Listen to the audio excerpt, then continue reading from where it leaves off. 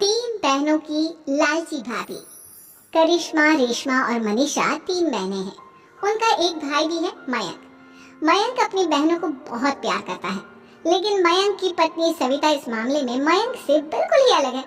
वो अपनी ननदों का जितना बुरा कर सकती है उतना बुरा करती ही रहती है और अपनी ननदों पर हुक्म भी चलाती है।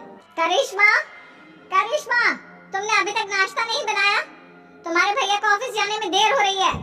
हाँ भाभी, बस अभी बनाती हूँ। करिश्मा, तुम ये ढीलापन छोड़ दो।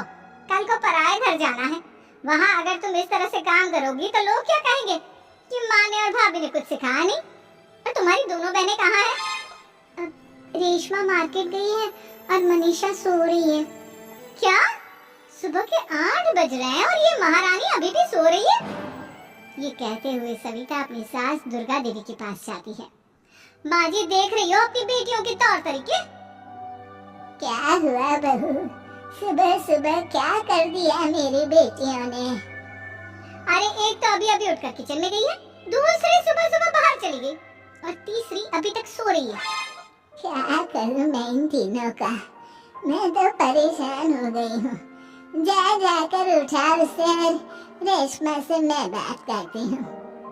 सविता सीधा मनीषा के कमरे में जाती है और उससे कहती है, महारानी जल्दी उठो, सूरज सर पर आ गया है। भाभी थोड़ी देर और सोने दो ना, मैं रात को लेट सोई थी। वो क्या ना यूनिट टेस्ट चल रहे हैं। शराफत से उठती है या नहीं, या फिर पानी की भरी बाल्टी डालो तेरे ऊपर। नहीं भाभी, मुझे बिस्तर में नहीं आना, उठती हूँ मैं। मनीषा जल्दी से उठकर बाथरूम में चली जाती है। सभी आराम से बैठकर नाश्ता कर रहे होते कि तभी रेशमा बाजार से हाथ में सामान लिए आ जाती है। रेशमा को देखते ही सविता उस पर बरस पड़ती है। लो, आ गई महारानी। ऐसा भी क्या सामान लाना था जो सुबह आंख मलते ही बाजार की तरफ रवाना हो गई? भाभी, कल आप ही तो चीख रही थी कि घर का सारा सामान मुझे ही लाना पड़ता है, घर में किसी को भी किसी काम से कोई लेना देना नहीं है।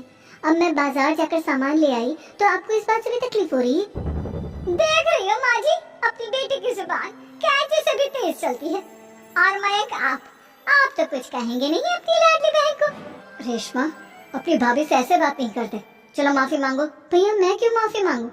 आप भाभी से बोलिए ना कि हम पर कम हुक्म चलाया करें।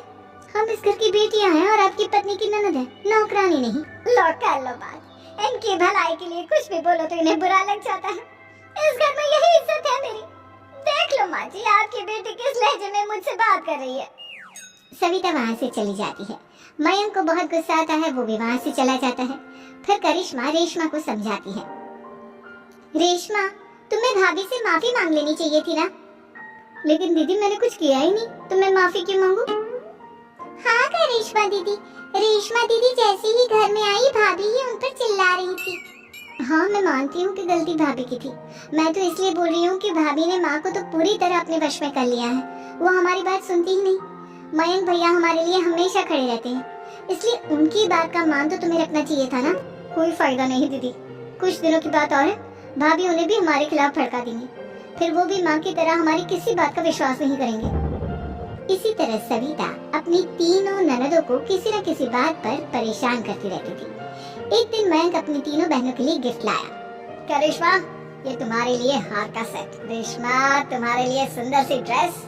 और मनीषा, तुम्हें किताबें पसंद है ना, तुम्हारे लिए किताबें लाया हूँ। थैंक यू भैया। थैंक यू भैया। थैंक यू भैया। करिश्मा, तुम्हारा नेकलेस कितना सुंदर है। ये भैया कहाँ से ले आए होंगे? मैंने भैया को 3 दिन पहले फोन पर ये डिजाइन दिखाया था और आज भैया ये ले आए। सविता तो अपनी ननदों के गिफ्ट्स देखकर जल गई और करिश्मा का नेकलेस तो उसे भी बहुत पसंद आया था। अपनी बहनों के लिए कितना अच्छा नेकलेस लेकर आए हैं, मुझे कभी कोई गिफ्ट नहीं दिया। मैं आज ही ये हार चुरा लूं। रात में सविता करिश्मा का हार चुरा लेती है और इसी तरह उसे अपनी ननदों की जो भी चीज अच्छी लगती वो उसे मांगती नहीं, बल्कि रात के अंधेरे में चुरा लेती।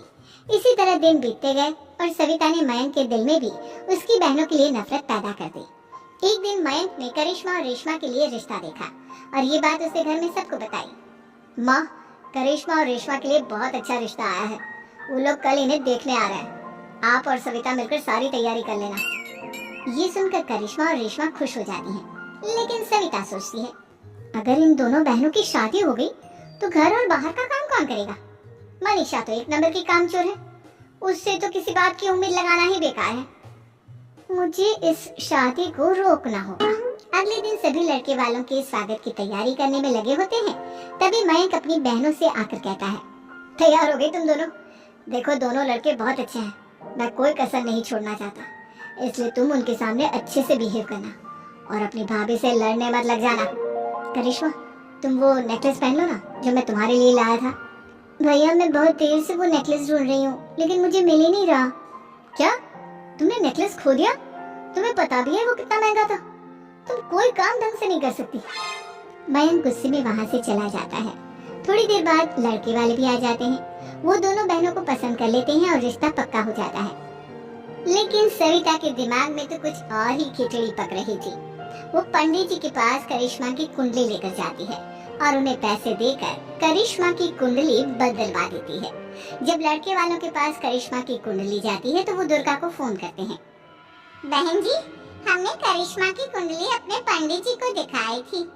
आपकी बेटी की कुंडली नहीं बल्कि दोषों का पिटारा है।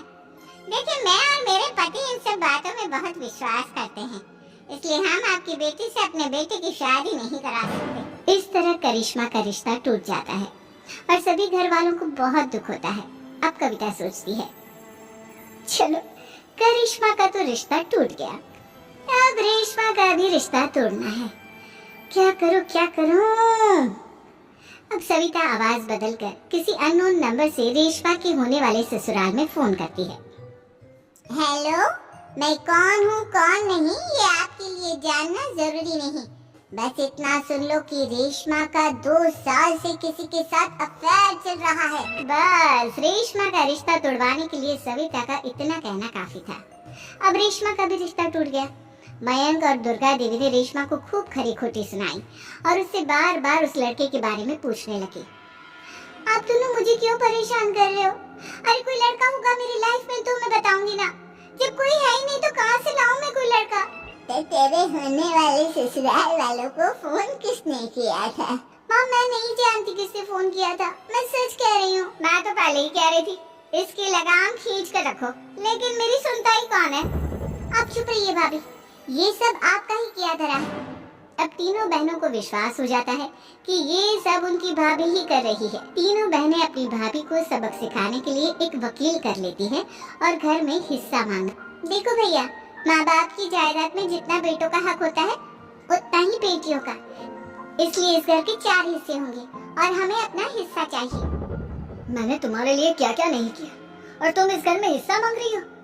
भैया, आप और माँ हम बहनों की कोई बात नहीं सुनते हो और भाभी हमारी शादी नहीं होने देगी क्योंकि उन्हें लगता है कि आप हमारी शादी में ज्यादा पैसा लगाओगे और उन्हें हम जैसी फ्री की नौकरानी कहाँ मिलेगी। तो हम भाभी के साथ तो रह नहीं सकते, हम बहनों को अपना हिस्सा चाहिए।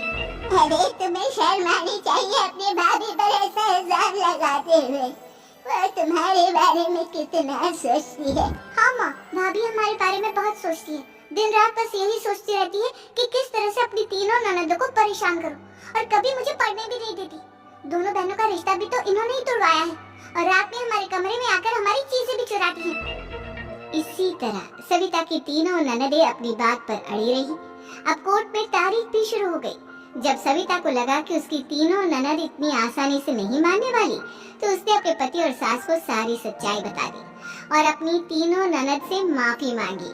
मयंक और दुर्गा को भी अपनी गलती का एहसास हो गया। अब सविता खुद करिश्मा और रेशमा के लिए अच्छा रिश्ता ढूंढती है और उनकी शादी करवाती है।